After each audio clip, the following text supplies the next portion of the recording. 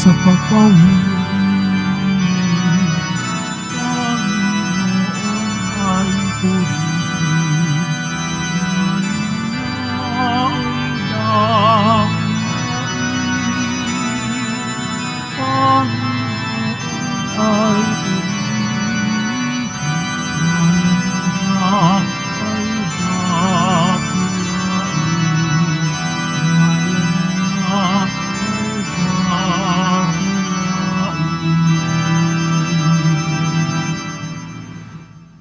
Simulan po natin ang pagdiriwang sa ngalan ng Ama at ng Anak at ng Espiritu Santo. Amen. Ang pagpapala ng ating Panginoong Jesucristo, ang pag-ibig ng Diyos Ama at ang pakikipagkaisa ng Espiritu Santo naway sumainyong lahat.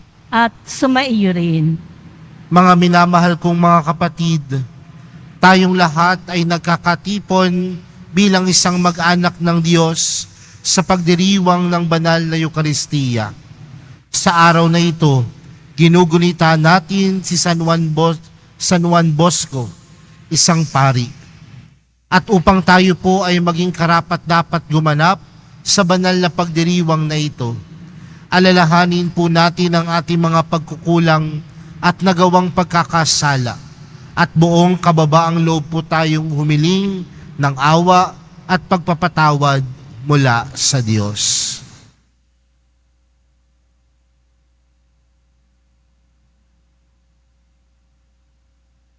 Sinugong tagapagpagaling sa mga nagsisisi, Panginoon, kaawaan mo kami. Panginoon, kaawaan mo kami. Dumating na tagapag-anyayang mga makasalanan ay magsisi, Kristo, kaawaan mo kami. Kristo, kaawaan mo kami. Nakaluklok ka sa kanan ng Diyos Ama para ipamagitan kami. Panginoon, kaawaan mo kami. Panginoon, kaawaan mo kami. Kaawaan tayo ng makapangyarihang Diyos, patawarin tayo sa ating mga kasalanan at patnubayan tayo sa buhay na walang hanggan. Amen. Manalangin tayo. Ama naming makapangyarihan, inantig mo ang paring si San Juan Bosco upang maging ama at guro ng mga kabataan. Ipagkaloob mong kami madarang ng ningas ng pag-ibig na sa kanya'y nagpaalab, para ang kapwa'y pagmalasakitan at ikaw ay paglingkuran. Sa pamagitan ni Jesucristo, kasama ng Espiritu Santo, magpa sa walang hanggan. Amen. Magsiupo muna po ang lahat. Pagbasa mula sa ikalawang aklat ni Samuel. Noong mga araw na iyon, inutusan ni David si Joab at lahat ng namumuno sa hukbo niya. Gawin ninyo ang talaan ng bawat lipi ng Israel, mula sa Dan hanggang Berseba, at dalhin ninyo agad sa akin. Iniulat ni Joab sa hari ang kabuuan ng lahat ng mga lalaking maaaring maglingkod sa hukbo. Sa Israel ay 800,000 at sa Huda naman ay 500,000. Matapos niyang ipatala ang mga tao, inusig siya ng kanyang budhi. Sinabi niya sa Panginoon, "Nagkasala ako ng malaki sa ginawa kong ito. Patawarin po ninyo ako sa aking kahangalan." Kinaumagahan, pagkagising ni David, sa utos ng Panginoon ay pumunta sa kanya si Propeta Gad. Sinabi nito kay David, "Ito po ang pinasasabi sa inyo ng Panginoon. Mamili ka kung alin sa 3 parusang ito ang ibig mong gawin ko sa iyo. 3 taong tagutom sa iyong lupain, 3 buwang pag-uusig ng iyong mga kaaway, o 3 araw na salot." Alin ang gusto ninyo para masabi ko sa nagsugo sa akin? Sumagot si David, hirap na hirap ang aking kalooban sa nangyaring ito. Yamang mahabagi ng Panginoon, ang pipiliin ko'y ang tuwirang parusa niya kaysa ako'y mahulog pa sa kamay ng mga tao. Kaya't ang Panginoon ay nagpadala ng salot sa Israel. Anupat mula sa Dan hanggang Berseba, 70,000 tao ang namatay. Nangyari ito mula ng umagang iyon hanggang sa taning na panahon. Nang iunat ang anghel ang kanyang kamay upang puksain ang mga taga-Jerusalem, sinaway siya ng Panginoon. Nagbago ang pasya nito at sinabi, tama na, huwag mo nang ituloy. Ang anghel ng Panginoon ay nakatayo noon sa giikan ni Arauna, isang Hebuseo. Nang makita ni David ang anghel, sinabi niya sa Panginoon, napakalaki ng pagkakasala kong nagawa ko sa inyo, at ang walang malay na mga tupang ito ang nagdurusa. Ako at ang aking sambahayan ang parusahan ninyo. Ang salita ng Diyos. Salamat sa Diyos. Diyos ko, ako'y patawarin sa aking pagkasuwail. Diyos ko, ako'y patawarin sa aking pagkasuwail. Mapalad ang tao na pinatawad na yaong kasalanan at nalimot na rin ang kanyang nagawang pagsalangsang. Mapalad ang taong sa harap ng puon ay di naparatangan, dahilan sa siya ay di nagkasala at hindi nanlinglang. Diyos ko, ako'y patawarin sa aking pagkasuwail. Ako ay lumapit sa iyong harapan at salay inamin. Ang aking ginawang magpagsalangsang di ko inilihim.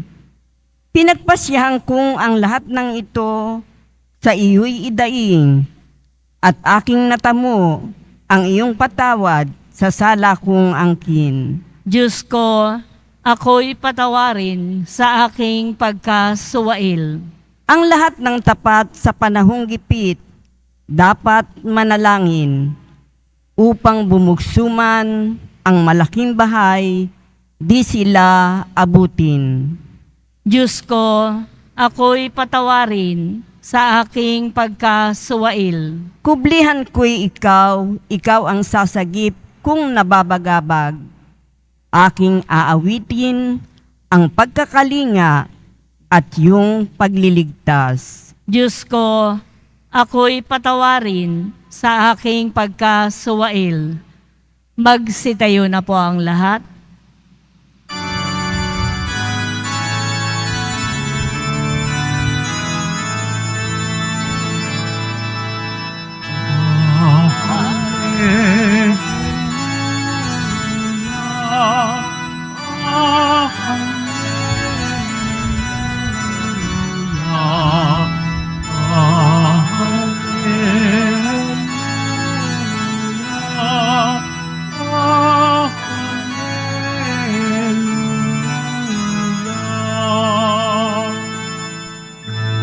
Ang tinig ko'y pakikinggan ng kabilang sa aking kawan. Ako'y kanilang susundan. Hallelujah.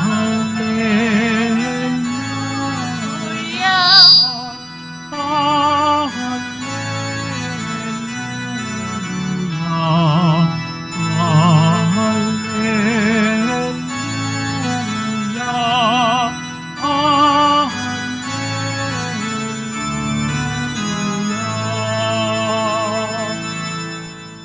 Sumainyo ang Panginoon.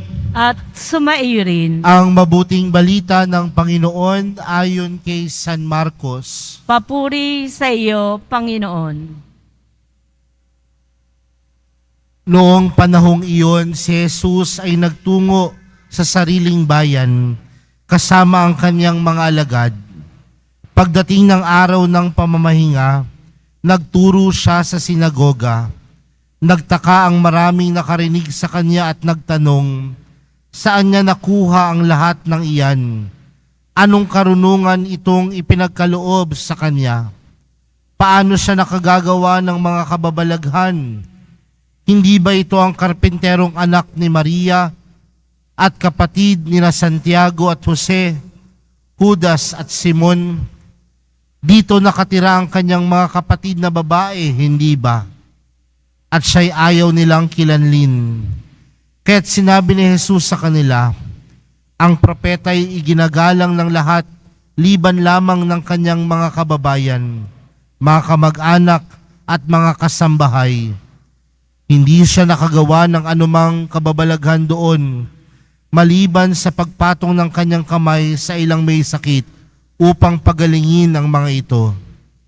Nagtaka siya sapagkat hindi sila sumasampalataya at nilibot ni Jesus ang mga nayon sa paligid upang magturo. Mga kapatid, ang mabuting balita ng Panginoon. Pinupuri ka namin, Panginoong Heso Kristo. Magsiupo muna po ang lahat. Magandang tanghali po sa inyong lahat. Isang temptasyon natin bilang mga tao na minsan sa buhay natin, binabase natin ang paggalang sa kapwa depende sa estado ng buhay. Kapag ang taong kausap natin mataas ang pinag-aralan, todo-todo din yung ating paggalang sa kanya. Kapag ang tao mukhang mayaman o may pera, mataas din ang ating respeto at paggalang sa kanya. Minsan po, nung ako po ay batang pari pa, may isang malaking kahihiyan po ako na nangyari sa aking buhay. Doon po sa opisina ng aming parokya, meron hong kumakatok oras ng tanghalian. Kumakatok po siya ng malakas. At saktong-sakto po ako ang nasa pinto. Binuksan ko yung pintuan, nakita ko po ang isang babaeng may edad na, nakasuot ng duster. Kaya tinanong ko siya, sabi ko, ano pong kailangan ninyo? Sarado na po ang opisina. Nanananghalian na po ang mga tao sa opisina. Bakit ngayon lamang ho kayong pumunta? Mainit pa ho ang ulo ko. Pero sabi niya, pari po ba kayo? Sabi ko, oho, pari ho ako.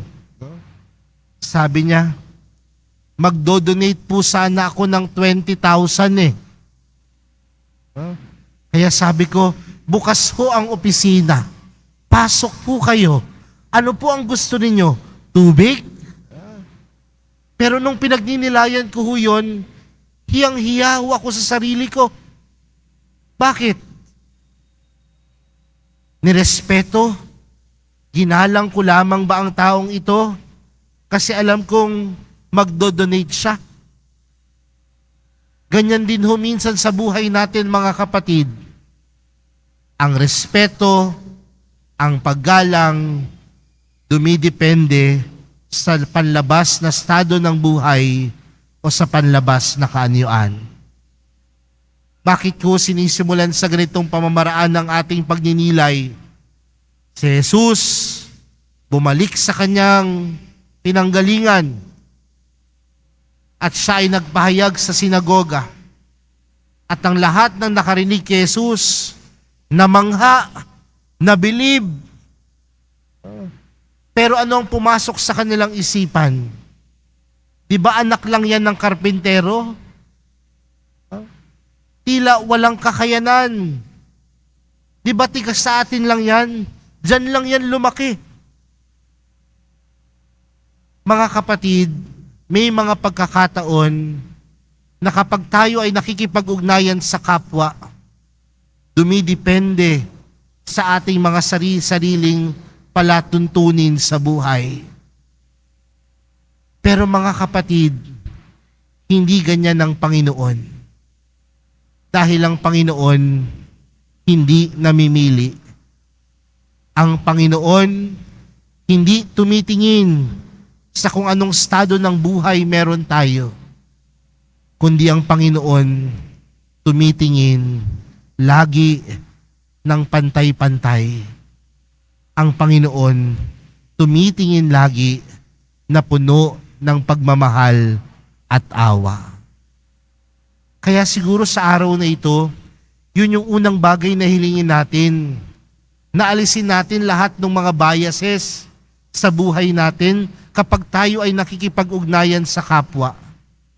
Alisin natin yung pagbaba ng tingin sa mga taong alam natin na wala namang sinabi sa lipunan. Pagkos, laging tingnan ng kapwa ng may dignidad, ng may pagmamahal, kagaya ng pagtingin ni Jesus. Pangalawang bagay, mga kapatid, kung ganun na lamang ang ating pakikipag-ugnayan sa kapwa, may mga pagkakataon din na ganun din natin pinakikinggan ng salita ng Diyos.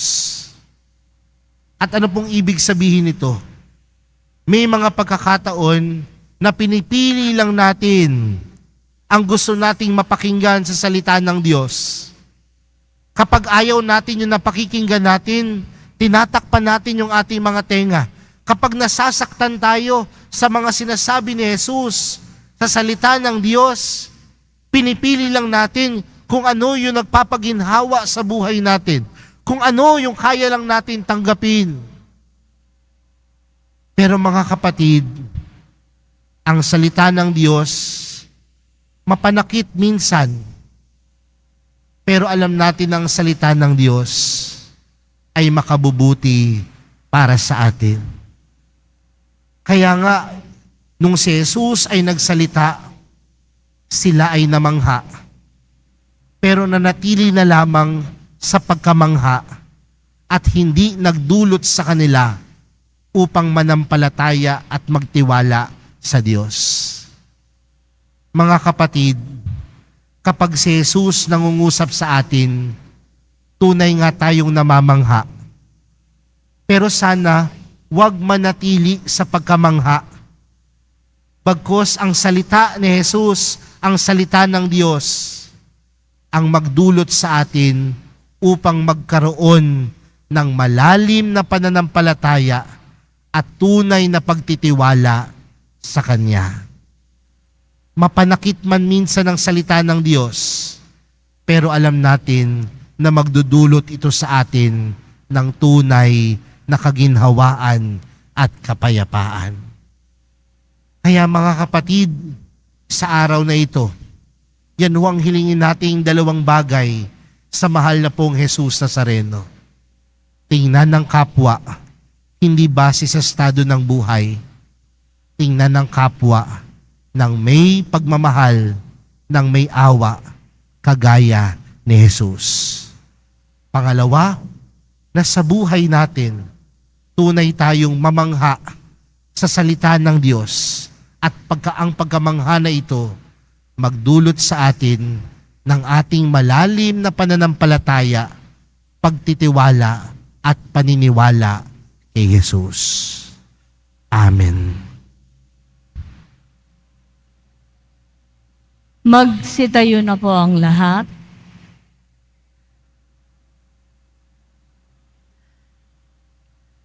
Minamahal kong mga kapatid, tinanggihan si Jesus ng sarili niyang kababayan. May pananalig nating tanggapin siya bilang ating Panginoon at tagapagligtas. Ang ating panalangin, Diyos ng karunungan at lakas, basbasan mo kami. Diyos ng karunungan at lakas, basbasan mo kami. Ang mga namumuno sa simbahan, naway ipahayag ang salita ng Diyos ng may katapangan. at isabuhay ito ng may pananalig. Manalangin tayo. Diyos ng karunungan at lakas, basbasan mo kami. Ang lahat ng mga Kristiyano naway maging maalab sa pagpapahayag ng salita ng Diyos sa mundong hindi naniniwala sa Kanya. Manalangin tayo. Diyos ng karunungan at lakas, basbasan mo kami. Ang mga misyonero naway magkaroon ng tiyaga at hindi manghina ang kalooban sa paghahasik ng mensahe ng Diyos. Manalangin tayo. Diyos ng karunungan at lakas, basbasan mo kami. Ang mga may sakit at yaong mga nabibigatan sa buhay, naway makita ang pag-ibig at pagkalinga ng Diyos sa pamamagitan ng malasakit ng kanilang mga kapamilya. Manalangin tayo. Diyos ng karunungan at lakas, basbasan mo kami. Ama, buksan mo ang aming mga puso sa iyong salita. Patawarin mo kami sa mga pagkakataong tinanggihan naming makinig. Hinihiling namin ito sa pamagitan ni Kristong aming Panginoon. Amen. Magsiupo muna po ang lahat.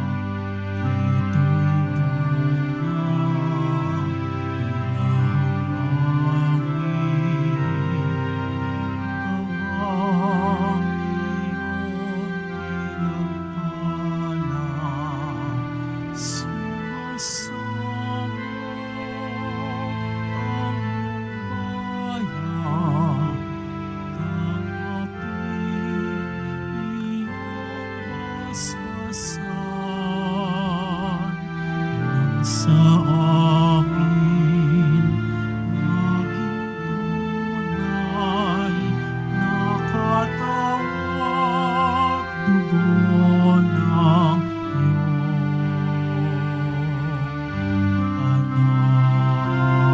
anak. Magsitayo na po ang lahat.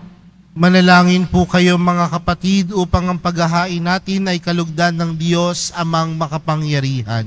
Tanggapin nawa ng Panginoon itong paghahain sa iyong mga kamay, sa kapurihan niya at karangalan sa ating kapakinabangan at sa buong sambayanan niyang banal. Ama naming lumikha, dumudulog kami sa iyong kadakilaan upang ang kapangyarihan mong ipinahayag sa paghahain ng mga alay para gunitain ng mga banal ay magdulot sa amin ng pakikinabang sa kaloob mong kaligtasan sa pamagitan ni Jesucristo kasama ng Espiritu Santo magpa sa walang hanggan.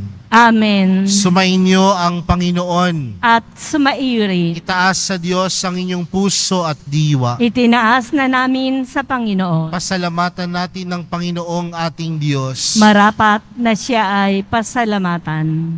Ama naming makapangyarihan, tunay ngang marapat na ikaw ay aming pasalamatan sa pamagitan ni Jesucristo na aming Panginoon. Ngayong si San Juan Bosco ay pinararangalan sa pamumuhay niyang totoong uliran at pagiging maasahan sa panunungkulan. Kaya si Jesucristo na maasahan sa katapatan ay inahayag sa pangangasiwa sa sambayanan. Ang malasakit na mga ulirang tagapangasiwa noon ay nagpapatuloy magpahanggang ngayon sa mga panalangin kanilang iniukol. Kaysa ng sambayanan mong dito'y nagtitipon. Kaya kaysa ng mga anghel na nagsisiawit ng papuri sa iyo, nang walang humpay sa kalangitan, kami nagbubunyi sa iyong kadakilaan. Santo, Santo, Santo, Panginoong Diyos ng mga hukbo, napupuno ang langit at lupa ng kadakilaan mo. O sana sa kaitaasan, pinagpala ang naparirito sa ngalan ng Panginoon. O sana sa kaitaasan, magsilod po ang lahat. Ama naming banal, ikaw ang bukal ng tanang kabanalan. Kaya't sa pamagitan ng iyong Espiritu, gawin mong banal ang kaloob na ito upang para sa aming maging katawan at dugo ng aming Panginoong Hesukristo. Bago niya pinagtiis ang kusang loob na maging handog, hinawakan niya ang tinapay, pinasalamatan kanya. Pinaghati-hati niya iyon, iniabot sa kanyang mga alagad at sinabi, "Tanggapin ninyong lahat ito at kanin. Ito ang aking katawan na ihahandog para sa inyo."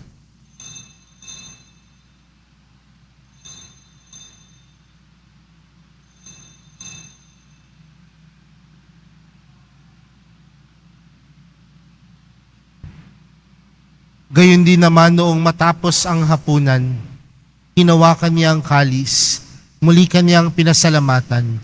Iniabot niya ang kalis sa kanyang mga alagad at sinabi, "Tanggapin ninyong lahat ito at inumin.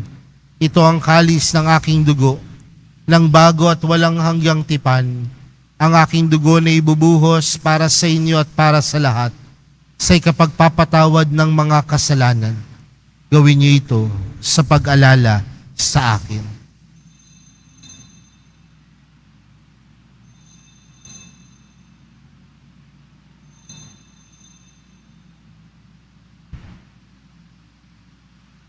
Magsitayo na po ang lahat. Ipagbunyi natin ang misteryo ng pananampalataya. Si Kristo'y namatay, si Kristo'y nabuhay, si Kristo'y babalik sa wakas ng panahon. Ama, ginagawa namin ngayon ang pag-alala sa pagkamatay at muling pagkabuhay ng iyong anak. Kaya't inaalay namin sa iyo ang tinapay na nagbibigay buhay at ang kalis na nagkakaloob ng kaligtasan. Kami nagpapasalamat dahil kami iyong minarapat na tumayo sa harap mo para maglingkod sa iyo. Isinasamo namin kaming magsasalo-salo sa katawan at dugo ni Kristo ay mabuklod sa pagkakaisa sa pamagitan ng Espiritu Santo. Ama, lingapin mo ang iyong simbahang laganap sa buong daigdig. Puspusin mo kami sa pag-ibig. Kaysa ni Francisco na aming Papa at ni Jose na aming Obispo at ng Tanang Kaparian. Alalahanin mo rin ang mga kapatid naming nahimlay nang may pag-asang sila'y muling mabubuhay, gayon din ang lahat ng mga pumanaw. Kaawaan mo sila at patuloyin sa iyong kaliwanagan. Kaawaan mo at pagindapatin kaming lahat na makasalo sa iyong buhay na walang wakas. Kaysa ng mahal na Birheng Maria na ina ng Diyos, kaysa ng kabiyak niyang pusong si San Jose, kaysa ng mga apostol at ng lahat ng mga banal na namuhay dito sa daigdig ng kalugod-lugod sa iyo. May pagdiwang nawa namin ang pagpupuri sa ikararangal mo sa pamagitan ng iyong anak na aming Panginoong Hesukristo. Sa pamagitan ni Kristo, kasama niya at sa Kanya, ang lahat ng parangal at papuri ay sa iyo, Diyos amang makapangyarihan, kasama ng Espiritu Santo, magpa sa walang hanggan. Amen. Lumapit po tayo sa Ama natin sa langit, sa panalangin itinuro sa atin ni Jesus. Ama namin, sumasalangit ka, sambahin ang ngalan mo, mapasa amin ang kaharian mo, sundin ang loob mo dito sa lupa para ng sa langit. Bigyan mo kami ngayon ng aming kakanin sa araw-araw at patawarin mo kami sa aming mga sala para ng pagkapatawad namin sa nagkakasala sa amin. At huwag mo kami paintulot sa tukso at iadya mo kami sa lahat ng masama. Hinihiling po namin kami adya sa lahat ng masama, pagkalooban ng kapayapaan na araw-araw, iligtas sa kasalanan at ilayo sa lahat ng kapahamakan, samantalang aming pinananabikan ang dakilang araw ng pagkapahayag ng tagapagligtas naming si Hesukristo. Sapagkat iyo ang kaharian at ang kapangyarihan at ang kapurihan magpakailanman. Amen. Panginoong Hesukristo, sinabi mo sa iyong mga apostol, kapayapaan ang iniwan ko sa inyo. Ang aking kapayapaan ang ibinibigay ko sa inyo. Tunghayan mo ang aming pananampalataya at huwag ang aming pagkakasala. Pagkalooban mo kami ng kapayapaan at pagkakaisa ayon sa iyong kalooban, kasama ng Espiritu Santo, magpa sa walang hanggan. Amen. Ang kapayapaan ng Panginoon ay laging sumainyo. At sumaiyo rin. Magbigayan po kayo ng kapayapaan sa isa't isa.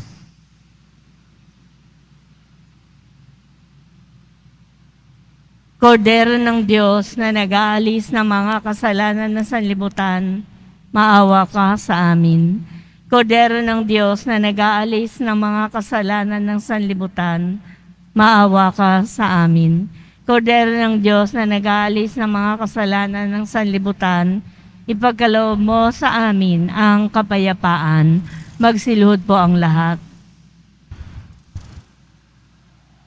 Mga kapatid, narito si Jesus, ang Kordero ng Diyos. Siya ang nag-aalis ng kasalanan ng sanlibutan, mapalad ng mga inaaniyahan sa kanyang piging. Panginoon, hindi ako karapat-dapat na magpatuloy sa iyo. Ngunit sa isang salita mo lamang ay gagaling na ako.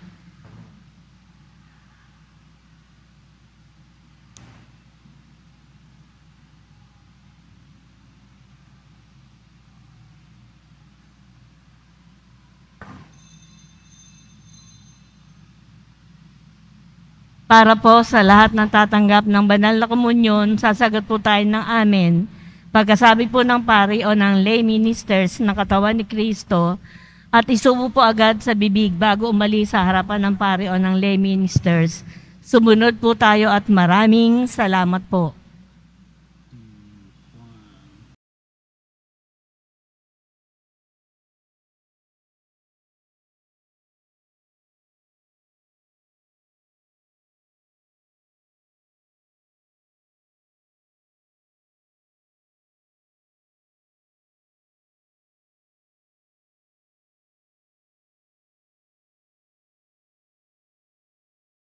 Magsitayo na po ang lahat.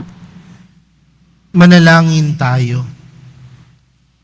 Ama naming mapagmahalang tinanggap naming banal na paikinabang ay maghanda nawa para sa aming pagkakamit ng kaligayahan na idinulot kay San Juan Bosco ng iyong paglingap na maasahan sa pamamagitan ni Hesukristo kasama ng Espiritu Santo magpa sa walang hanggan. Amen. Sumainyo ang Panginoon. At sumaiyo rin. Mahal na pong Jesus Nazareno, inihayag mo sa pamamagitan ng krus ang walang maliw na pag-ibig ng Diyos sa sangkatauhan. Pakinggan mo ang kahilingan ng iyong angkan na nagsusumamos sa iyo. Makamtan nawa nila ang iyong katugunan at tanggapin ang kasagutan na may utang na loob na tinatanaw. Basbasan din po ninyo ang mga dala-dala nilang mga imahen at dasalan sa pamamagitan ng bendisyon na ito, naway maalala nila ang mga pangako nila noon sa binyag na ikaw ang kanilang iibigin at paglilingkuran bilang Panginoon magpa sa walang hanggan.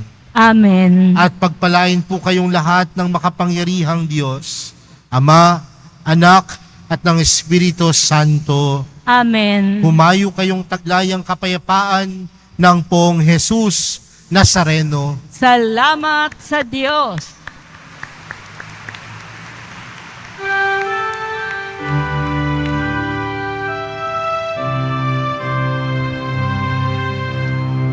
Cristo Padre Jesus Nazareno, sinasamba ka namin, tinitinto ka namin, ang aming buhay at kaligtasan. Cristo Padre Jesus Nazareno, iligtas mo kami sa kasalanan. Ang krus mong kinamatayan ay sagisag ng aming kaligtasan.